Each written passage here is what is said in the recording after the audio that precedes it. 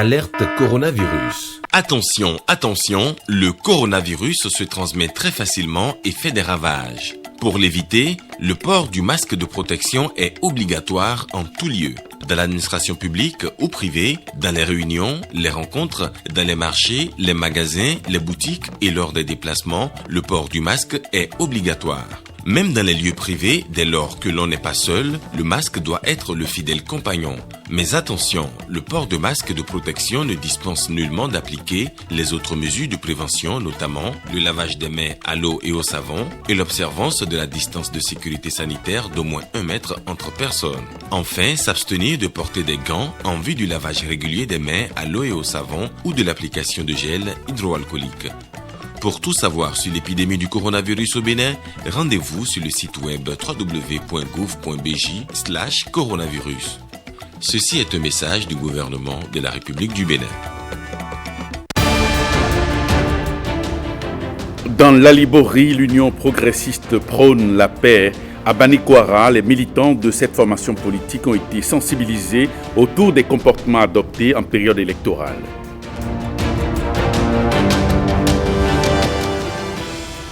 Les guides touristiques sont à l'honneur ce 21 février. Cette journée leur est dédiée par la communauté internationale au regard de leur implication dans le développement économique.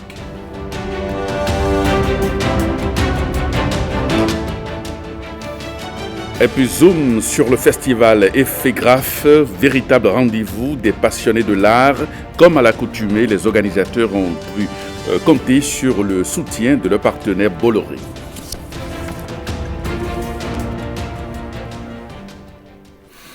Bonsoir et bienvenue à cette édition qu'on démarre par cette causerie à Grand Popo, comprendre le bien fondé des réformes projets du gouvernement du président Patrice Talon pour le développement de la commune de Grand Popo.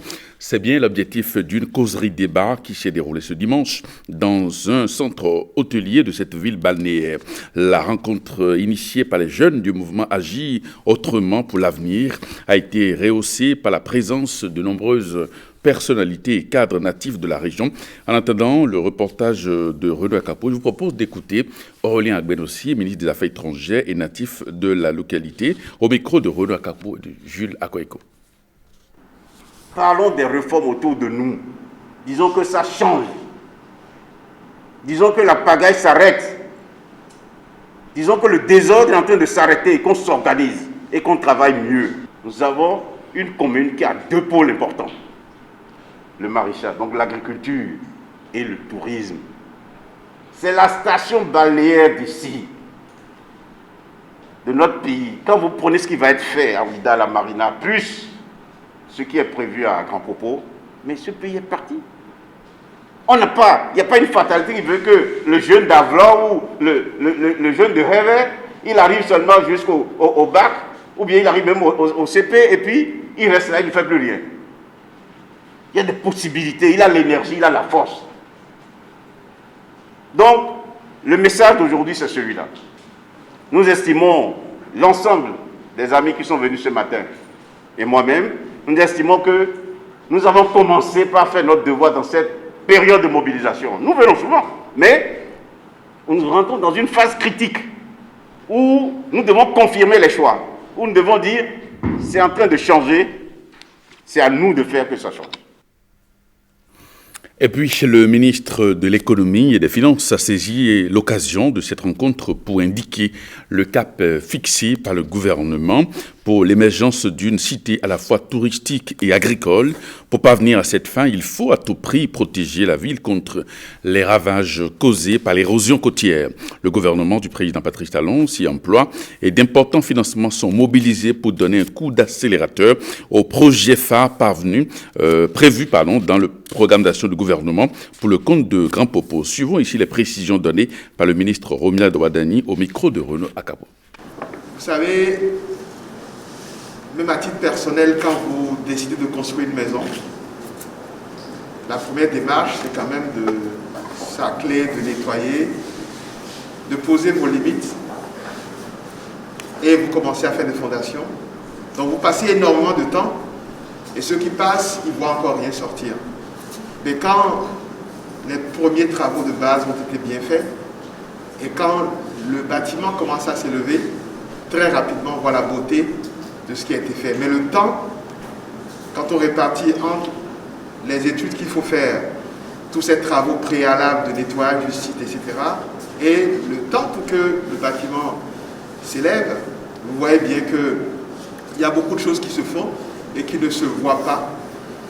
Et si je fais cette précision-là, c'est que, oui, Grand Popo peut dire, et tout à l'heure, quelqu'un disait, oui, nous voulons que ça continue parce qu'il y a des choses qui ont été faites ailleurs, qu'il faudrait que ça continue pour que Grand Popo aussi ait ses investissements. Mais en fait, si vous regardez de près, en fait, Grand Popo a été une des toutes premières préoccupations, à double titre. Tout d'abord, l'une des grandes décisions avec impact d'investissement, c'est la décision de rapidement travailler à la protection de nos côtes. Mai 2016. Les premières choses que le chef d'État a décidé de faire, c'est comment s'assurer que nos populations de Grand Popo, là, qui étaient prévues dans 25 ans, les études ont montré que la frontière allait avancer et que nous serions obligés de nous déplacer. Avril, mai. Et ça, il faut que Grand Popo s'en rende compte. Avec toutes les urgences qui étaient sur la table, l'une des premières choses, de la même manière que quand vous achetez votre parcelle, vous vérifiez les bornes, vous sécurisez avant de commencer à y travailler, le chef d'État s'est penché sur la question de la protection de nos limites terrestres. Et Grand Popo étant à la frontière avec le Togo, toutes les premières réflexions étaient de dire mais comment sont ces limites-là? Et bien entendu, les populations d'ici le voient.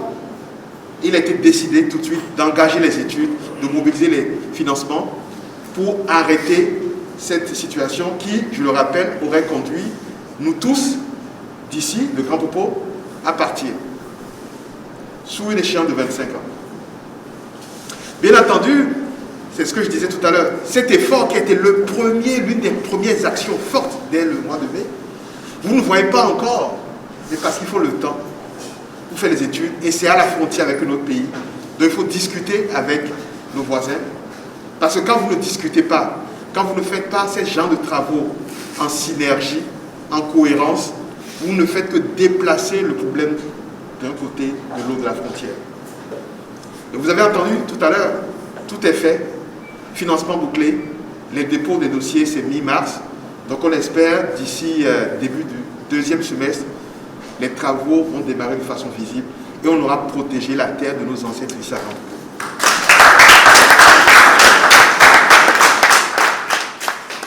Juste sur le bout du tronçon ici, on parle de entre 40 et 50 milliards à mettre ici, qui seront des investissements dans la mer, des digues immergées, c'est-à-dire que 50 milliards à peu près pour que nous gardons nos terres, mais que les populations ne verront pas.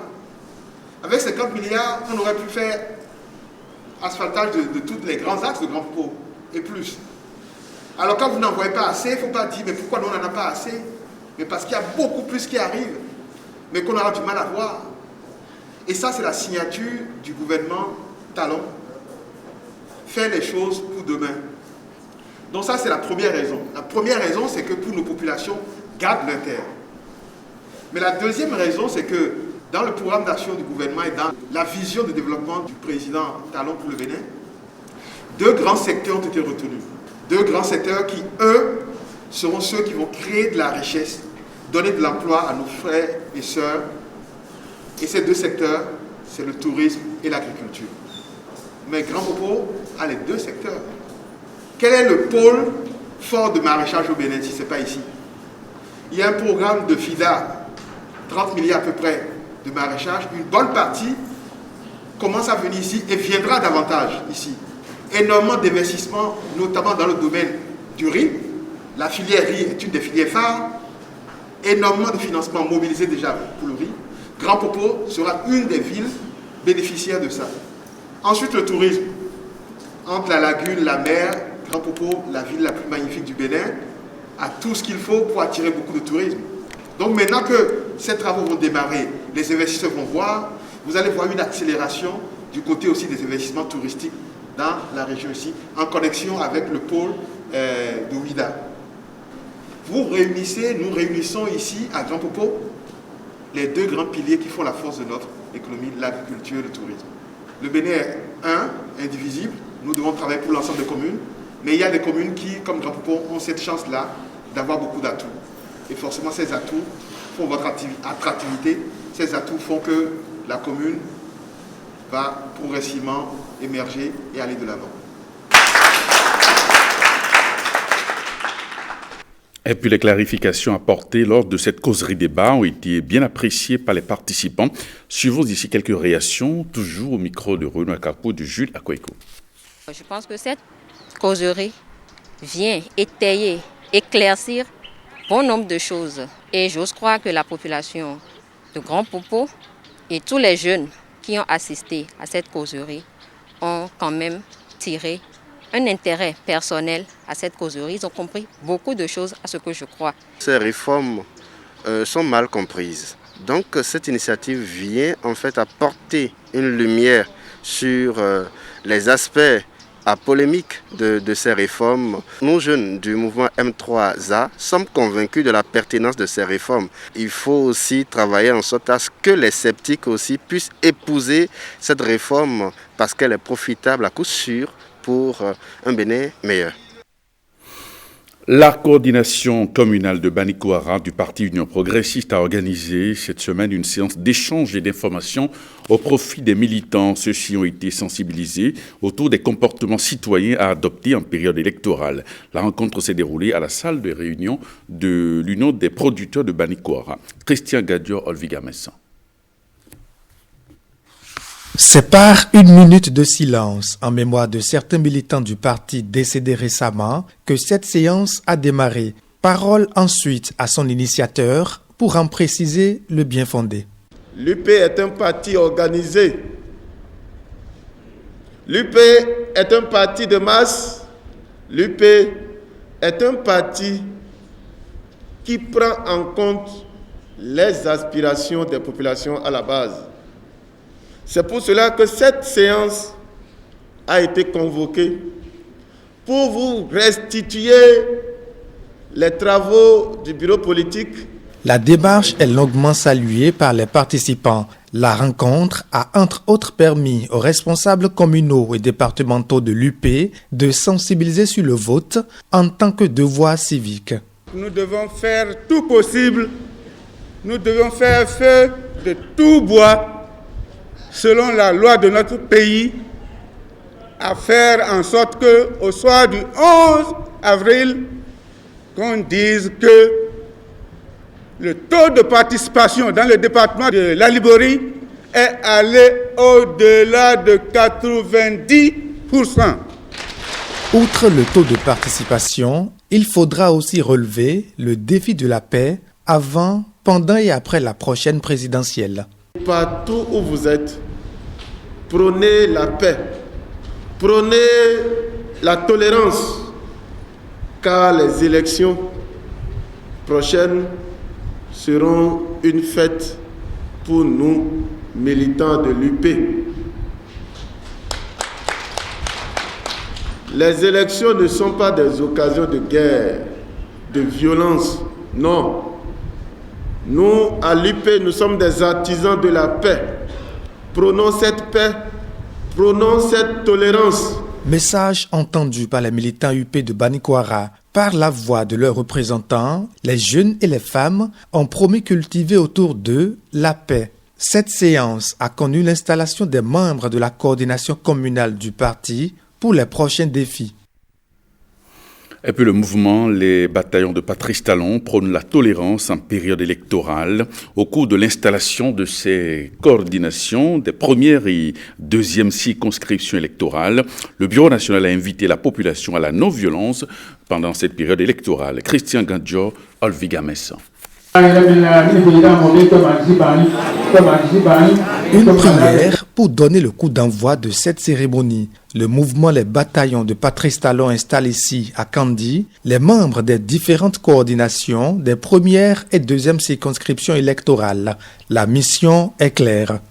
Votre mission, que dis-je? Notre mission est de sensibiliser et de convaincre les jeunes, les femmes, les artisans, les conducteurs de zèle, tous les corps de métier, bref, toutes les couches sociales assorties massivement pour choisir le candidat de leur choix afin d'améliorer le taux de participation aux élections du 11 avril 2021. Les membres du bureau national du mouvement ont également saisi l'occasion pour inviter les militants à cultiver la paix. À mes chers parents de la première circonscription et de la deuxième circonscription électorale, nous avons des enfants qui étudient à Cotonou. Nous avons des frères et sœurs mariés qui cherchent l'argent à Cotonou et dans les autres villes. Merci de leur dire de ne pas s'associer à la violence, quelles que soient ses formes, pendant et après les élections. Notre pays a besoin de paix. Toutes les 6 communes de la Liborie sont représentées dans les différentes coordinations installées. Kandi, Malanville, Karibama d'une part pour la première circonscription électorale et Gogounou, Banikwara, Segbanan d'autre part pour la deuxième circonscription. La commune de Kobli a connu la semaine écoulée l'installation de la coordination départementale à Takora-Donga du cadre de concertation des jeunes. Une équipe qui sera le répondant au niveau de ce département du Creuset, dirigé par Laurent Zomaï, le président du cadre de concertation des jeunes. Reportage. Ils sont ici officiellement installés, ces membres de la coordination départementale à Takora-Donga du cadre de concertation des jeunes, CCJ. Leur mission, œuvrer pour le rayonnement du CCJ dans leurs localités respectives et pour la vulgarisation de ses idéaux. Le CCJ prône le leadership politique des jeunes et le développement du Bénin. Le Creuset se définit comme une école des valeurs citoyennes. Le comité d'organisation sur place a œuvré à identifier des jeunes leaders, des femmes leaders. Le travail qui se fait aujourd'hui, je l'ai dit, c'est pour nous et c'est pour nos enfants. Et donc nous avons intérêt, et grand intérêt, à travailler davantage afin que demain soit véritablement heureux pour nous. Notre devise, le label du défi de la jeunesse. C'est ça, le cadre de concertation des jeunes. Nous sommes un label en termes de défi. En cette période électorale, le cadre de concertation des jeunes invite la coordination installée à sensibiliser les populations pour un scrutin pacifique. Notre pays, le Bénin, face aux enjeux de sa survie dans le Conseil des Nations, a toujours su puiser dans les réserves inouïes de sa sève nourricière les forces nécessaires pour étonner le monde. Considérons que la paix n'est pas un vain mot, mais un comportement. Nous, cadre de concertation des jeunes CCJ, depuis les 800 mètres d'altitude de notre admirable pays, lançons au peuple béninois en général et à sa jeunesse en particulier un violent appel à se désolidariser de tout acte attentatoire à la paix et à la cohésion nationale. Pour le CCJ, la jeunesse est le fer de lance d'une nation et les jeunes doivent fédérer leurs énergies pour défendre des intérêts communs.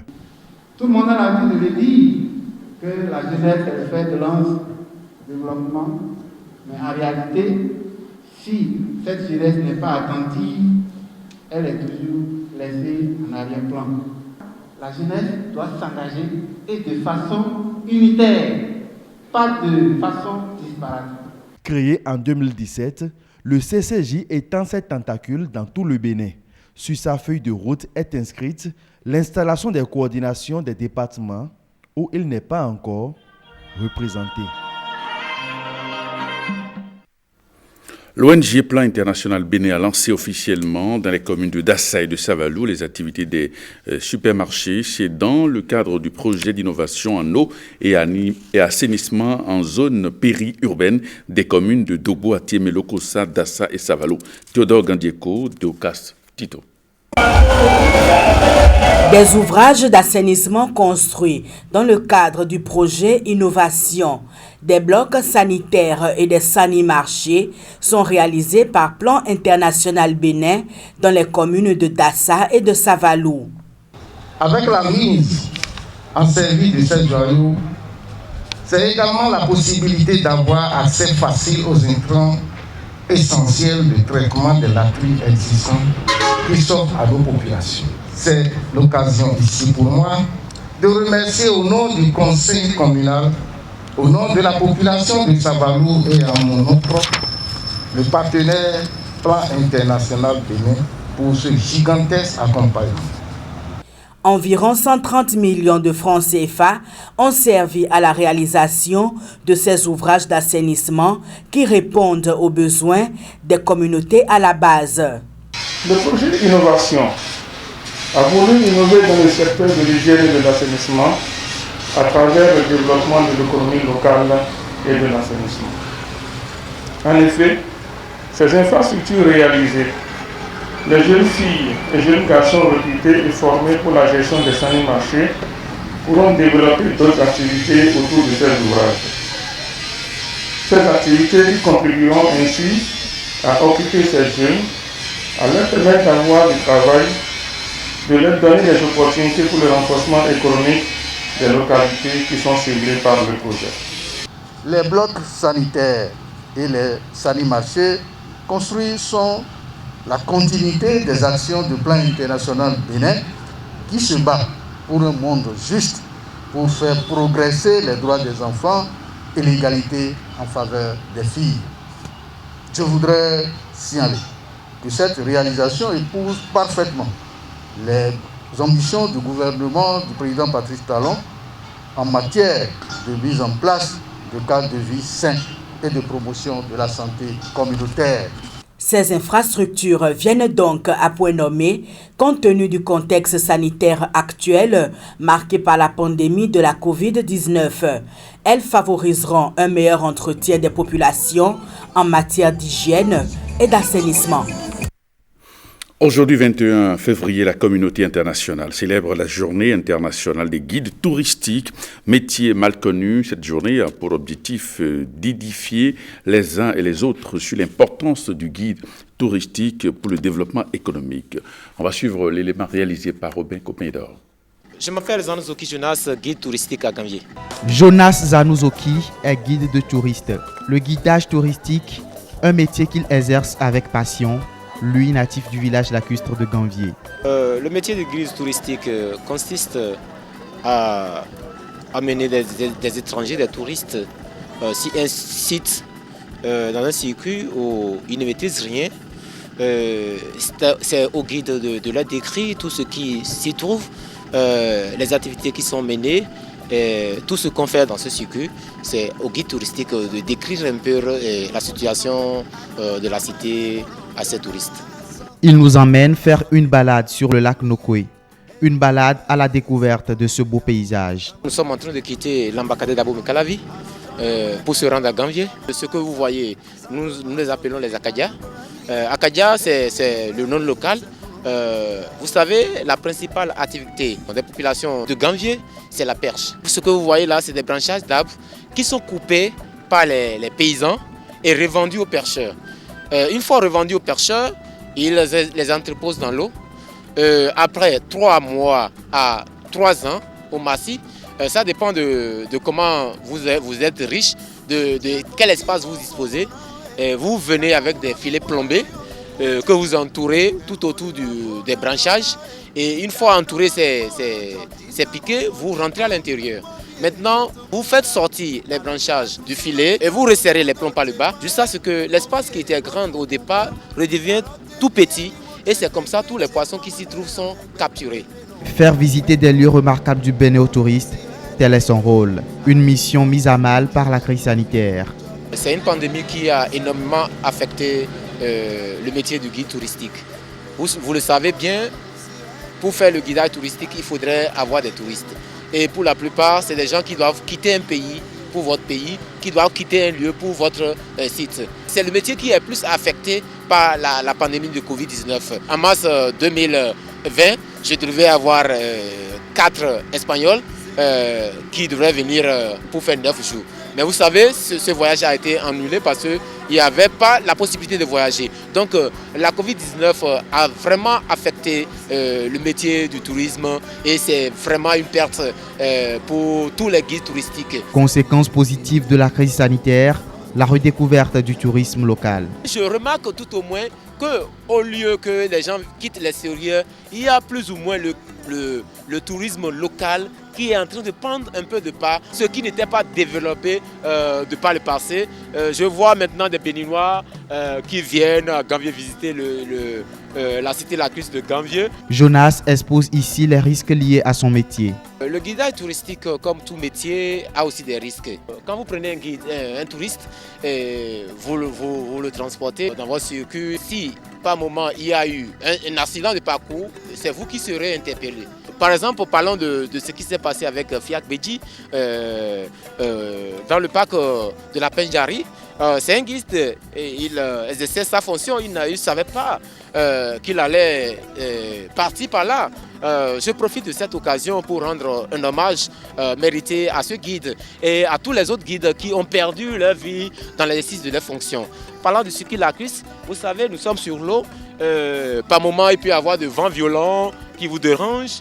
Ça peut commencer par à envoyer de l'eau dans votre bac. Les touristes qui n'ont pas l'habitude de monter sur l'eau auront peur et ça peut faire chavirer votre bac. Mais il faut le reconnaître. Depuis que moi je suis né, je suis natif de Gambier et j'ai vu, c'est une seule fois, une bac motorisée s'est chavirée sur cette voie et je vous le dis, il n'y avait pas eu de perte en vie humaine. Jonas nourrit des ambitions encore plus grandes. J'ai l'ambition plus tard d'aller au-delà de la sous-région, pourquoi pas au-delà de l'Afrique, toujours dans l'exercice de cette fonction et de devenir une personne ressource dans ce métier-là. Il a une pensée pour ses pairs à l'occasion de cette journée internationale qui leur est dédiée. À l'occasion de cette journée, je rends un hommage à tous les guides qui font bien le travail parce que c'est un travail qui mérite d'être honnête avec le touriste, d'être loyal, pas de rançonnement, pas de vol. Un guide doit se montrer honnête envers ses touristes parce que chaque fois que vous avez un touriste, c'est que si le travail est bien fait, vous avez toujours des milliers de touristes qui viennent vers vous après parce qu'ils auraient parlé bon de vous. Donc j'invite tous les guides touristiques à bien faire le travail. Créé en 1990 par la Fédération internationale des guides touristiques, le 21 février, retenu comme journée internationale des guides touristiques, a pour but de valoriser le travail et l'importance des guides touristiques, mais également sensibiliser le public au fait que les guides touristiques sont des ambassadeurs culturels des régions qu'ils représentent. Vous êtes passionné de l'art et amoureux de l'histoire du Bénin. Je vous amène à la 7e édition du festival Effet Graphe, dont le thème est le Bénin, patrimoine et potentiel. L'événement est encore soutenu cette année par le groupe Bolloré. Une délégation du groupe était sur le site pour encourager les festivaliers. Jean-Claude James, Patrick Nimavo. Le mur nord de la gare centrale de Cotonou, tout en couleurs. Plus qu'un mur, c'est désormais le symbole d'un pan de l'histoire du Bénin en cours de narration. Ici, les narrateurs ne sont rien d'autre que les participants à la 7e édition du festival Effet Graphe. Effet Graphe a été initié depuis 2013 sur l'idée de rendre hommage à ces figures noires et emblématiques qui ont marqué l'histoire du Bénin, de l'Afrique et du monde. Au fil du temps, le festival grandit et est devenu une tournée qui se fait dans les communes du Bénin. Nous sommes à la 7e édition cette année où nous sommes sur le mur de l'Océbienne, le mur le plus long en Afrique. Si on finit ce mur, ce sera le record du mur le plus long jamais graffé en Afrique. 940 mètres, c'est la longueur de ce mur que Bolloré Transport et Logistique, à travers sa filiale Bénirail, a laissé au profit de l'art afin que le public découvre le patrimoine et le potentiel du Bénin. Le Bénin du président Mathieu Kérékou, de Sagoran Danialou, d'Angélique Kidjo ou des Amazones d'Abomey. Quand cette association de graphistes est venue me voir pour organiser son festival, elle l'a placé sous le signe à la fois de la tradition et de la modernité. Et je trouvais intéressant de les aider parce qu'ils font un travail formidable. Effectivement, je me suis arrêté ici parce qu'on retrouve les mots que j'évoquais tout à l'heure, l'identité et l'héritage. C'est quelque chose qu'on partage des deux côtés du mur. Autant nous les cheminots de l'autre côté que les artistes ici. Et je crois que collectivement, c'est le message que nous voulons faire passer encore une fois à la population de Cotonou. De par la culture de notre entreprise,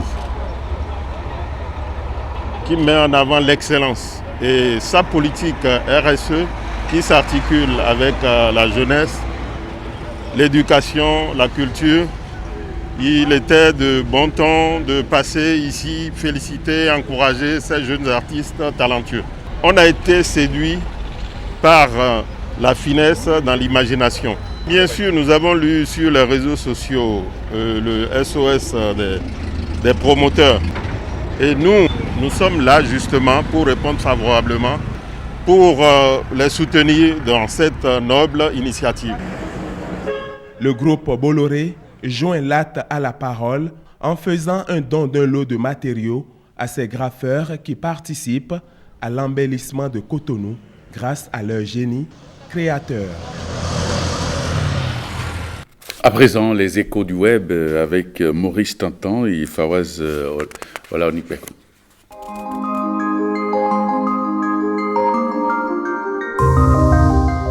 Historique.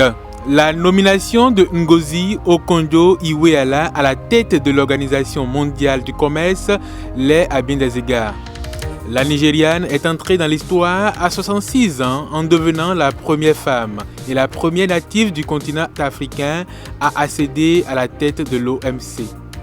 Et au milieu des félicitations et articles qui lui sont consacrés sur la toile, un challenge a vu le jour sur les réseaux sociaux. Congratulations, Dr. Ngozi Okonjo-Iweala. Lancé sur Twitter, il consiste à reproduire le style vestimentaire si particulier de Ngozi Okonjo-Iweala. Les internautes sont invités à poster la photo de leur reproduction sous le hashtag #BeLikeNgozi Challenge, qui signifie littéralement Challenge soyez comme Ngozi. Le concept fait fureur et des milliers de personnes y participent. Les nombreux messages finissent même par attirer l'attention de la nouvelle directrice de l'OMC. Le 16 février, au lendemain de sa nomination, Ngozi Okonjo-Iweala publie un tweet dans lequel elle partage son émotion et remercie ses compatriotes pour leur soutien. À quelques kilomètres du Nigeria, au Burkina Faso, c'est un instituteur qui a ému la toile par son talent de fin dessinateur. Aluseini Maïga enseigne les sciences et pour aider ses apprenants à comprendre les leçons, il réalise des dessins au tableau. Le résultat est bluffant. Publiées sur Facebook, les images très réalistes de l'instituteur lui ont valu compliments et encouragements de la part de nombreux internautes.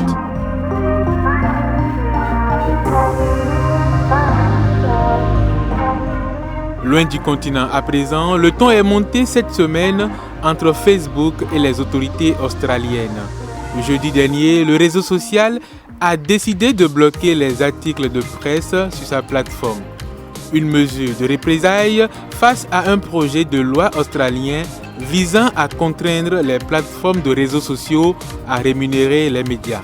La décision a provoqué un tollé dans le pays. Médias, politiques et organisations non gouvernementales ont dénoncé le choix du géant des réseaux sociaux. Hors de l'Australie, l'orientation de Facebook est scrutée et suscite également des inquiétudes. Selon Thomas Fourré, spécialiste français des réseaux sociaux, face à la puissance des géants de la tech, si les démocraties ne sont pas vigilantes, elles seront tout simplement débordées.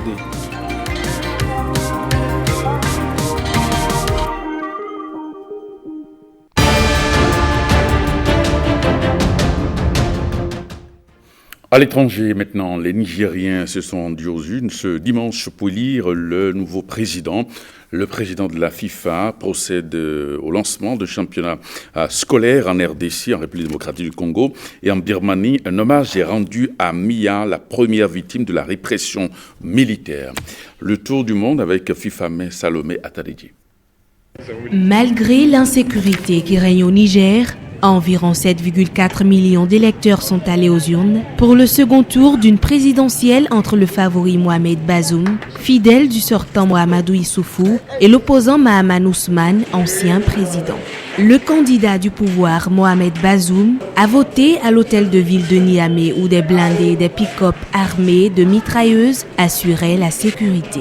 Je souhaite que le vainqueur ait la chance avec lui. Je souhaite qu'elle soit de mon côté et j'ai beaucoup de raisons de croire qu'elle est en effet de mon côté, a-t-il dit, après avoir déposé son bulletin, souhaitant aussi que le vote se passe dans le calme. Accompagné de ses deux épouses, le sortant Mahamadou Issoufou a voté au même endroit, notifiant que le Niger est confronté à des défis immenses. Défis sécuritaires, défis démographiques, défis climatiques, défis du développement économique et social, y compris le défi immédiat sanitaire que constitue la Covid-19. L'alternance est en marche. L'alternance pacifique qui a manqué au Niger depuis des décennies va se réaliser. Et je suis fier. Ce sera en effet la première fois que deux présidents élus se succèdent dans ce pays à l'histoire jalonnée de coups d'État depuis son indépendance en 1960. Tenir le vote sur l'ensemble du territoire est l'un des défis de ce scrutin, tandis que l'insécurité sévit à l'ouest avec des attaques du groupe djihadiste affilié à l'organisation État islamique et à l'est avec des attaques des djihadistes nigérians de Boko Haram.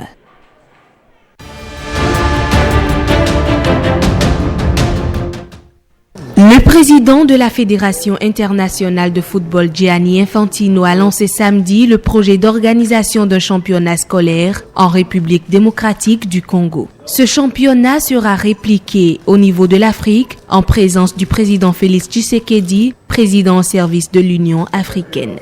Le président de la RDC qui pas seulement est un passionné de football, mais aussi vraiment quelqu'un qui lutte contre la corruption et pour la bonne gouvernance. C'est un gage pour moi en tant que président de la FIFA et pour toute l'Afrique de pouvoir travailler dans cette direction aussi pour le football africain. Donc, on a lancé aujourd'hui un projet d'une compétition, un championnat scolaire ici, mais on va répliquer ça dans toute l'Afrique à partir évidemment d'ici, parce que l'éducation, les écoles et le football, ça doit être en symbiose. C'est pour la deuxième fois que le président du football mondial a visité la RDC après son premier séjour éclair en novembre 2019 à Lubumbashi, à l'occasion des festivités marquant le 80e anniversaire du club congolais qui a remporté le plus de titres en compétitions africaines de football. Nous avons un problème au niveau sportif, mais comme la FIFA vient de nous permettre que nous retournions à la base dans les écoles, ça permet d'avoir des athlètes qui ont un bon niveau.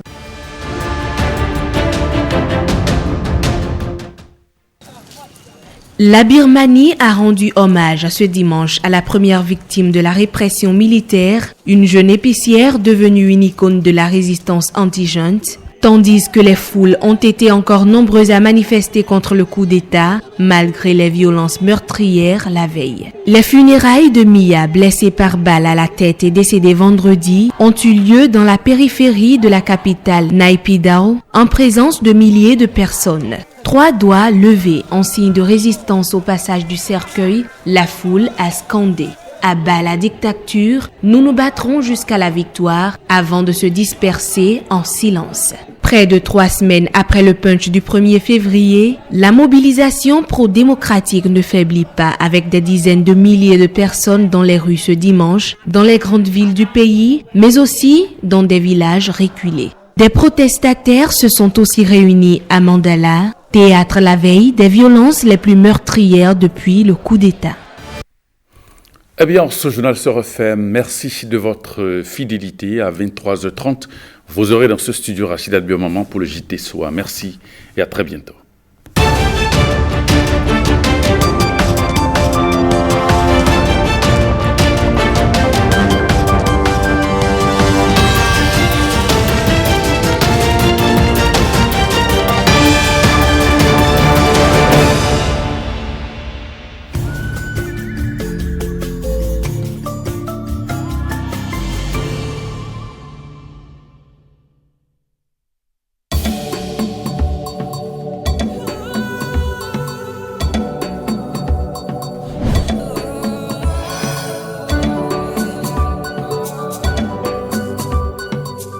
tu peux écrire une nouvelle histoire. Sortir du manque. Donner vie à ton projet.